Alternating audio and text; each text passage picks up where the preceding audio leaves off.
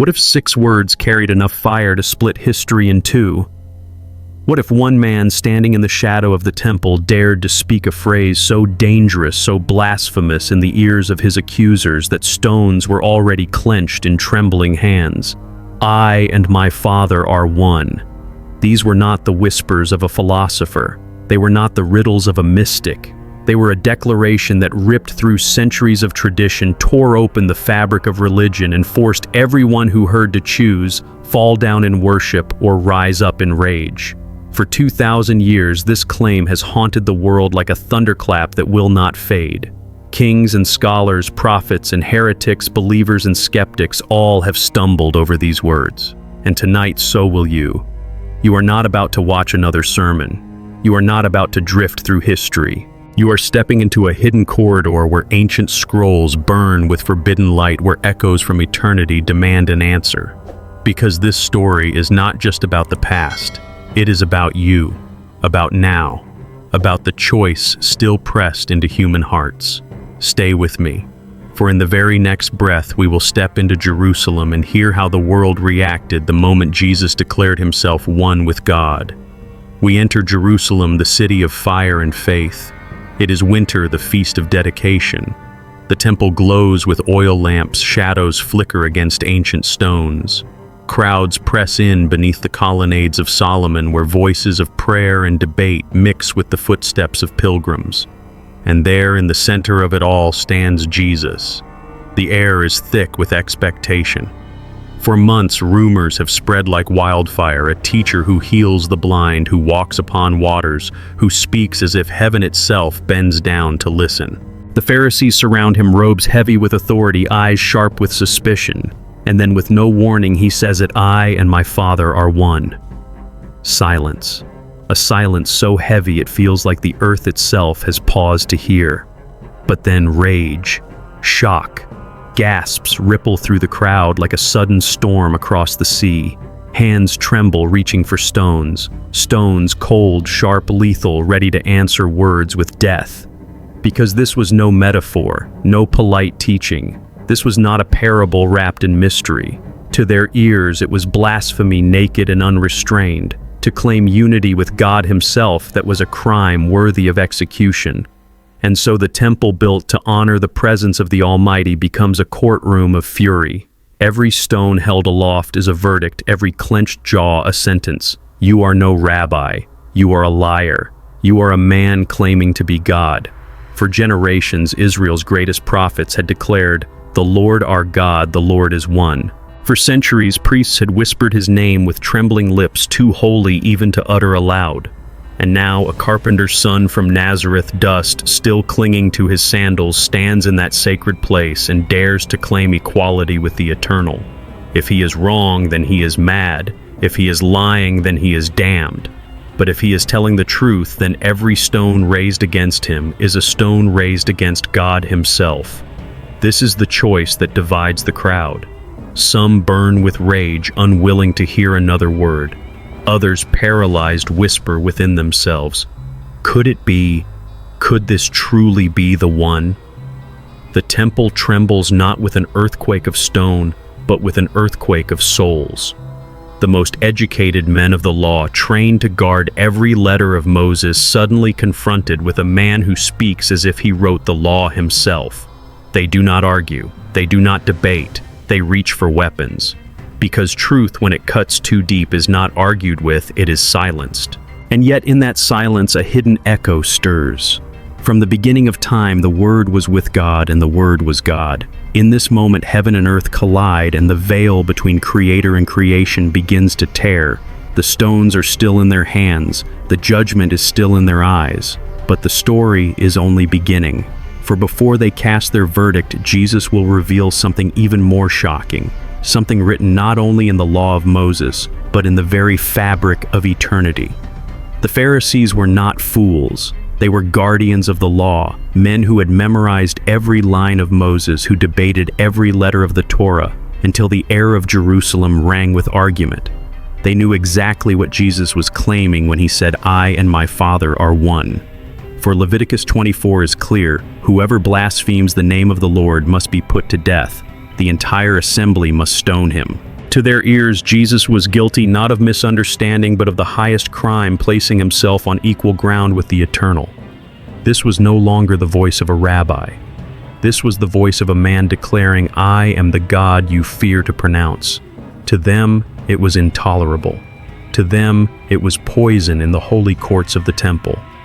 For centuries, Israel had suffered under foreign rule, Babylon, Persia, Greece, and now Rome. The Pharisees believed that only strict obedience to the law could preserve their people from judgment. And here comes Jesus tearing through their rules, forgiving sins that only God could forgive, touching lepers, that the law called untouchable, healing on the Sabbath, as though he himself had written the command. To them, he was not a prophet. He was a threat. Because if Jesus is right, their power collapses, their authority crumbles, their traditions turn to dust. The temple system itself, the sacrifices, the priesthood, the endless rituals would no longer stand. In one sentence, he shook the foundations of their entire world. But there was more than theology at stake. Politics lurked in every corner. Rome allowed the Jewish leaders to govern their people only so long as order was maintained. The Pharisees feared that if this man gathered too many followers, if he was hailed as Messiah in the streets, Rome's legions would storm Jerusalem, burn the temple, and end their fragile control. So their outrage was not just religious, it was survival. Better one man condemned than a nation destroyed. Yet beneath their rage lay something deeper: fear. Fear that he was exactly who he claimed to be. For when he opened blind eyes, when he silenced storms, when he spoke and the dead stood up, the Pharisees saw more than miracles. They saw their authority unraveling. Every sign was a courtroom testimony, every wonder a divine witness. And the verdict was clear. This man is not merely human, but instead of bowing, they reached for stones, because to bow would mean to surrender everything, their pride, their power, their place. The very law they used to condemn him was the law he himself had given on Sinai. The name they feared to speak, "I am," was the name he openly carried. In trying to defend God's honor, they prepared to kill God's Son. And so the temple became a battlefield of loyalties. Will Israel cling to tradition, or will they recognize the Messiah standing before them? The Pharisees made their choice. The question is, what about us? The stones are still in their hands. Their fury is rising. But before judgment falls, the scriptures themselves will speak ancient prophecies that whisper across centuries, revealing that this moment was not madness but fulfillment. We will uncover the hidden clues scattered from Genesis to the prophets, clues that show this claim was written into the story of Israel from the very beginning. Long before the cry of the crowd in Jerusalem, long before Pharisees clenched stones in their fists, the echoes of this mystery were already woven into the sacred texts. The claim of Jesus, "I and my Father are one," was not born in that winter feast. It had been whispering through the scriptures for centuries, hidden in plain sight like a code only the faithful could see. In the very first chapter of Genesis, a voice breaks the silence of creation. "Let us make man in our image." Who is this us, who dares to speak with God in the plural? Rabbis wrestled with it, philosophers debated it, but the clue remained: there was more to God's oneness than human minds could fathom. Even in the declaration of God's unity, there was a mystery. One God, yet a divine conversation. A hidden fellowship before the dawn of time. Then, centuries later, the prophet Isaiah pierces the darkness with a prophecy that sounds almost impossible. "For unto us a child is born, and his name shall be called Wonderful Counselor, Mighty God, Everlasting Father, Prince of Peace." Do you hear it? A child yet called the Everlasting Father. An infant yet bearing titles reserved for Yahweh himself. The paradox is stunning, almost offensive. And yet Isaiah writes it with unshakable certainty. The clues grow louder. In the wilderness, a bush burns with unquenchable fire. Moses approaches trembling and hears the voice declare, "I am who I am." This is the divine name, sacred and terrifying. Yet who is it that speaks from the flame, the angel of the Lord, yet also the Lord himself. A presence that is both distinct and united. A messenger, and yet the very God he represents. Every shadow, every glimpse points to a figure who is both with God and is God. Not a contradiction, but a revelation waiting to be unveiled. And then in the days of Abraham, a mysterious king appears, Melchizedek, priest of the Most High, without genealogy, without beginning or end. Who is this priestly king? The scriptures veil him in silence, as if to hint that one day the true king-priest would come, eternal in nature, human in flesh. The prophets amplify the riddle. Micah speaks of a ruler from Bethlehem, whose origins are from ancient times, from everlasting. Zechariah declares that the one who will be pierced is none other than God himself. The tapestry is undeniable. Every thread of prophecy pulls toward a figure who is both divine and human, both child and everlasting Father, both shepherd and eternal king. The outrage in John 10 was not new. The scriptures had prepared Israel for it. The problem was not that Jesus made the claim. The problem was that they could not believe the claim was true. And so the Pharisees shut their eyes to the signs. They closed their ears to the whispers of Genesis, Isaiah, Micah, and Zechariah. But for those with eyes to see the puzzle pieces align, the carpenter from Nazareth is not a blasphemer. He is the fulfillment of every ancient clue. The crowd may clutch their stones, but heaven itself declares this is no accident. This is the plan written before the foundation of the world. And yet clues alone are not enough. Prophecy must meet reality. Words on a scroll must become flesh in action. If Jesus truly is one with the Father, can he prove it? We will step into the realm of miracles, wonders so breathtaking that they force the world to decide whether this man is deceiver or deity himself. If words can be debated, miracles cannot. They stand like pillars of fire, undeniable, unshakable, demanding explanation. If Jesus truly claimed to be one with the Father, then his life would have to bear the weight of that claim. And it did. One day in Capernaum, a paralyzed man was lowered through the roof, desperate for healing. But instead of touching his body first, Jesus spoke to his soul. "Your sins are forgiven." The crowd froze. The scribes gasped. Forgive sins, that is God's prerogative alone. To them it was blasphemy doubled, scandal multiplied. And yet to prove his authority, Jesus said, "Rise, take up your bed, and walk." And the man stood, strength flooding his limbs, walking out before all. The healing of his body was the evidence, but the forgiveness of his soul was the thunderclap. Only God could do both, and Jesus did. Another day in a boat rocked by waves, his disciples cried out terrified as the sea swallowed the sky. And then, with a voice calm but commanding, he rebuked the storm. "Peace, be still." The wind obeyed. The sea fell silent.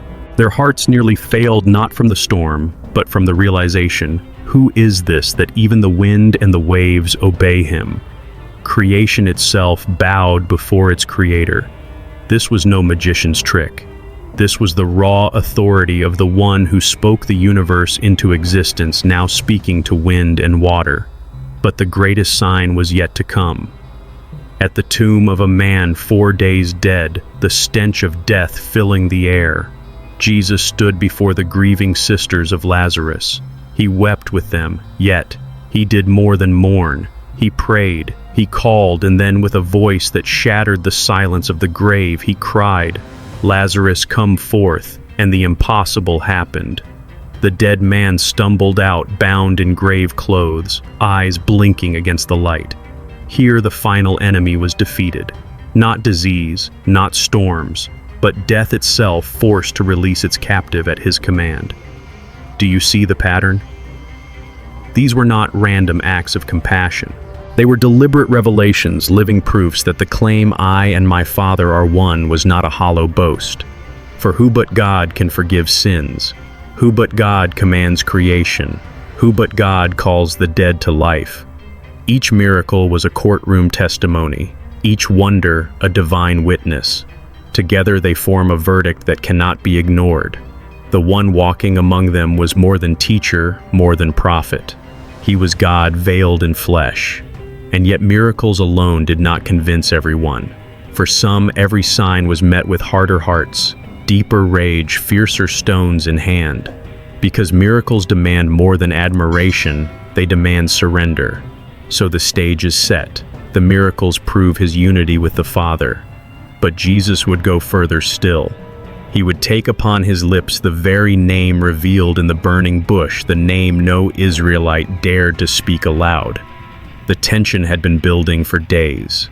Every word of Jesus pressed against the walls of tradition, every teaching cut deeper into the pride of his listeners. And then in the courts of the temple, his opponents asked the question that burned on their tongues. Are you greater than our father Abraham? Who do you claim to be? The crowd leaned in, breath-held hearts pounding. For the patriarch, Abraham was the father of their nation, the very root of their identity, the friend of God. No man could claim to outrank him. And yet with eyes burning like coals and a voice steady as eternity, Jesus replied, "Before Abraham was I am." Shock, rage, horror. Those words were not a claim to age. They were a claim to eternity. He did not say, "I was before Abraham." He said, "I am." The very name spoken from the burning bush to Moses, "I am who I am." The name so sacred that Israel feared to pronounce it aloud. The name that carried the weight of the uncreated, the self-existent, the eternal God. In that instant, the veil between past and present tore open. Jesus was not merely saying he preceded Abraham. He was claiming to be the same voice that thundered from Sinai, the same presence that called Moses barefoot before holy fire.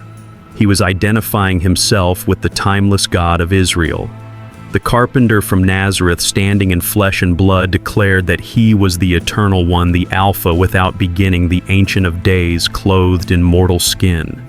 It was either madness beyond measure or glory beyond comprehension. And the Pharisees knew exactly what he meant. That is why they stooped again for stones. Not because of misunderstanding, but because of clarity. He had left no room for debate, either worship him or kill him. But hidden within his words is a revelation for us. When he says, "I am," he is not only declaring his eternal existence, he is declaring his sufficiency. I am the bread of life. I am the light of the world. I am the resurrection and the life. In him every hunger is fed, every darkness is shattered, every grave is overturned. He is not simply before Abraham. He is before all time, and yet he is present with us now. Think of the weight of that statement in a world where nations rise and fall, kings rule and die, philosophies bloom and wither. Empires crumble into dust, but his words still burn with undimmed fire, "I am." And so we are confronted with the same choice as those who first heard him: to hear the name and fall to our knees, or to clutch our stones tighter, to see in him the God of glory, or to dismiss him as a blasphemer. There is no middle ground. The crowd raised their stones again, determined to silence him, but his time had not yet come. He walked away untouched, because destiny itself was holding the hour in its hands, and that hour was drawing closer. For soon his claim would not only be spoken, it would be written in blood, tested on a cross, and displayed in a tomb. Every word Jesus spoke fell like a sword, cutting through the air, dividing heart from heart. Some heard him and fell to their knees. Others clenched their fists and sharpened their accusations. His claim, "I and my Father are one," did not leave anyone neutral. It created a fault line that split families, communities, and nations. Think of the man born blind, cast aside by society, condemned to beg at the gates. One touch from Jesus opened his eyes and he saw for the first time. But more than sight filled him, faith did.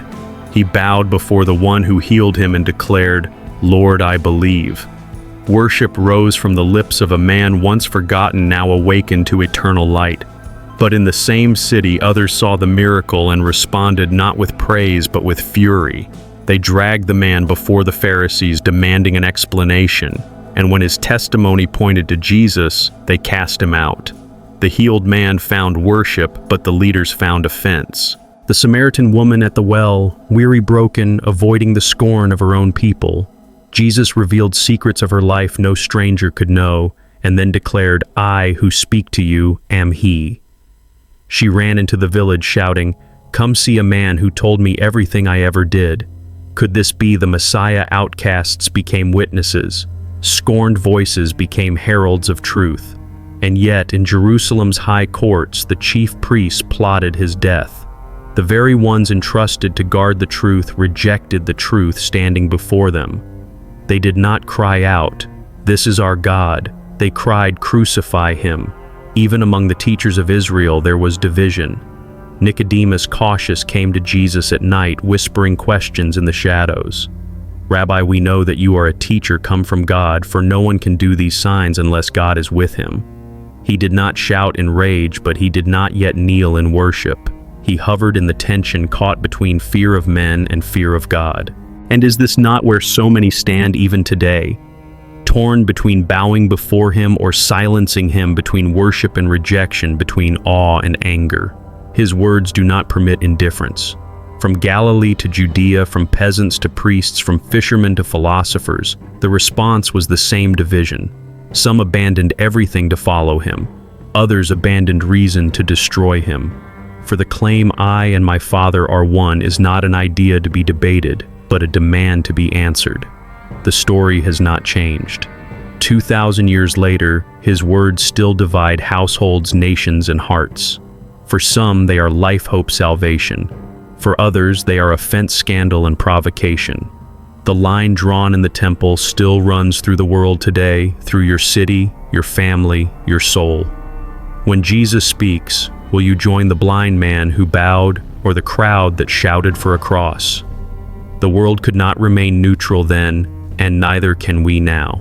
The stones are still in the hands of men. The songs of worship still rise from the lips of others, and each of us must choose which voice will come from our own mouth. But this division is not the end, because beyond division lies destiny. If Jesus truly is one with the Father, then his claim must transform life itself, offering not just belief, but union with God. We will uncover what this unity means for us today, how the eternal Word calls ordinary lives into extraordinary communion with the living God. The words of Jesus were not meant to rest on the pages of ancient history. They press into our present. They pierce through centuries, traveling beyond the walls of Jerusalem, beyond the ruins of the temple, until they stand now before you. For to follow Jesus is not to admire a wise teacher. It is not to honor a prophet with polite reverence. It is to step into union with the living God himself. He said in John 14:6, "I am the way, the truth, and the life. No one comes to the Father except through me." Notice the force of that statement. Not a way among many, not a truth to be compared with others, not a life equal to philosophies or religions. He is the way, the truth, the life, exclusive, absolute, unyielding. And so neutrality becomes impossible. You cannot place him on a shelf with other sages. You cannot simply nod at his teaching and walk away. His claim leaves you with two choices: bow down in worship or bend down for stones. This is what it means for us. If Jesus and the Father are one, then to know Jesus is to know God. To walk with him is to walk with eternity. To receive his forgiveness is to be embraced by the Creator of heaven and earth. He is not merely a bridge to God. He is God come down, God with us, Emmanuel. Every longing in the human heart, every hunger for purpose, every thirst for truth, every cry for love, it all finds its answer in him. When he says, "I and the Father are one," he is offering himself as the doorway to communion with the eternal. This is not religion. This is relationship, not ritual, union. But with such an offer comes a demand. He calls not for partial devotion, but for surrender, not for half-hearted allegiance, but for a life laid down. To confess him as Lord is not to whisper a prayer alone. It is to reshape your entire existence around him. His words are not gentle suggestions. They are thunder on Mount Sinai. They are fire in the burning bush. They are the call that shakes kingdoms and topples thrones. To follow him is to lose your life and yet find it to take up your cross and discover eternal joy. 2,000 years ago, some heard these words and bowed low in worship. Others hardened their hearts and plotted his death. The same split runs through humanity today. For every person must answer the question, who is Jesus to you? Teacher, prophet, liar, or Lord of all silence itself is a decision. To delay is to deny. To walk away is to reject. You cannot remain undecided because the claim I and the Father are one demands a verdict from every soul. So what does it mean for us? It means eternity hangs on our response. It means salvation or judgment, union or separation, life or death. His voice still echoes, "Come to me." The invitation is wide, but the way is narrow. And yet the story is not finished. Because if his words divide, his mission unites. For beyond controversy lies a greater purpose, the plan of God to reconcile the world through his Son. We will uncover how this declaration continues to shake nations, spark movements, and divide hearts across the centuries, proving that the claim of Jesus is not dead history, but a living fire that still burns today. 2,000 years have passed, yet 6 words still echo like thunder rolling across the ages. I and my Father are one. Kings have risen and fallen, empires have flourished and crumbled, philosophies have burned bright and faded to dust. But this claim remains unshaken, standing in judgment over every human soul. For if Jesus was lying, then he was the greatest deceiver the world has ever known. If he was mistaken, then he was the most tragic fool. But if he was telling the truth, then he is nothing less than the Lord of heaven and earth. Across centuries, those words have split humanity like a blade. The Roman Empire tried to silence them with crosses and lions, yet the blood of martyrs only made the fire spread. The philosophers of the Enlightenment tried to reduce them to myth, but the words burned on, outlasting their libraries. Modern skeptics call them legend, yet the claim refuses to die. Because a legend does not open blind eyes.